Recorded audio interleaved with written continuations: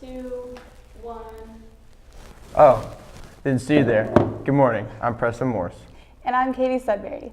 And welcome to CISD-TV News. Today we'll be taking an inside look on teachers carrying guns, snow days, and how love has entered the building. So grab a snack and a juice pouch and take a seat because it's about to get real.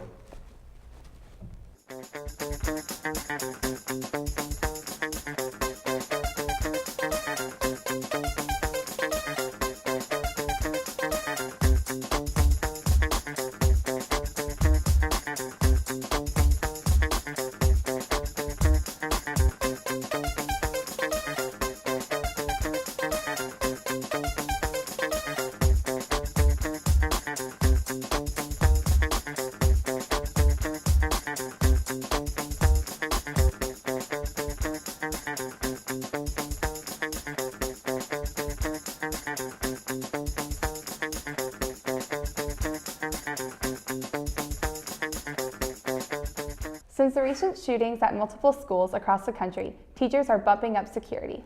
Carl Davis cites in the details about this ongoing controversy.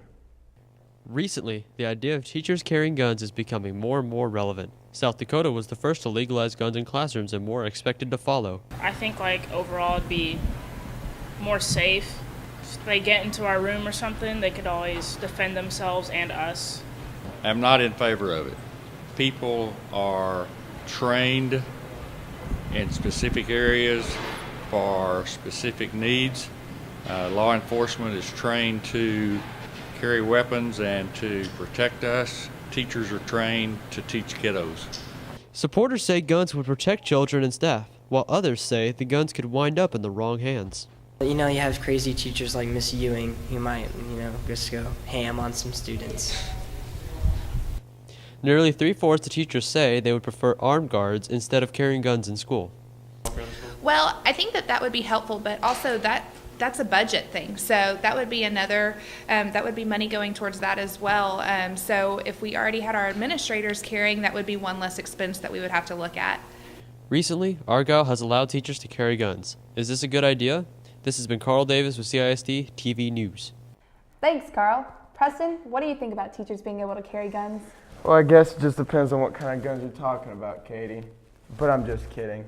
I'm a lover, not a fighter. Oh, and speaking of love, Valentine's Day is almost here. Maddie Brown finds out who's been hit by Cupid's arrow. Valentine's Day is just around the corner, which means Cupid has been making his way around CHS. Some students are looking forward to the flowers, candy, and romance. Probably getting presents from all my girlfriends and stuff, Probably the day right after where you get all that half-off candy.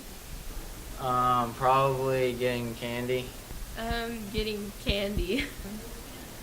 It's fun because everyone's loving on each other. It's just a very happy holiday. While some students aren't even excited at all. Not having a Valentine. My least favorite part, probably nobody wanting to be my Valentine. To struggle to find love. But we can all agree that the best part about Valentine's Day is the kisses. Kisses! Yep, that's right, CHS. Lots and lots of kisses. Since love is in the air this Valentine's Day, do you two want to kiss? No. I'm good. You don't like chocolate? Yeah, I do. Since love is in the air this Valentine's Day, do y'all want to kiss? No. No, it's okay. That's really awkward. No. You don't like chocolate? So whether you're good with words or not so good with words, honestly, I really don't even know what Valentine's Day is. you can always rely on a Hershey Kisses this Valentine's Day. This has been Maddie Brown reporting with CISD-TV News.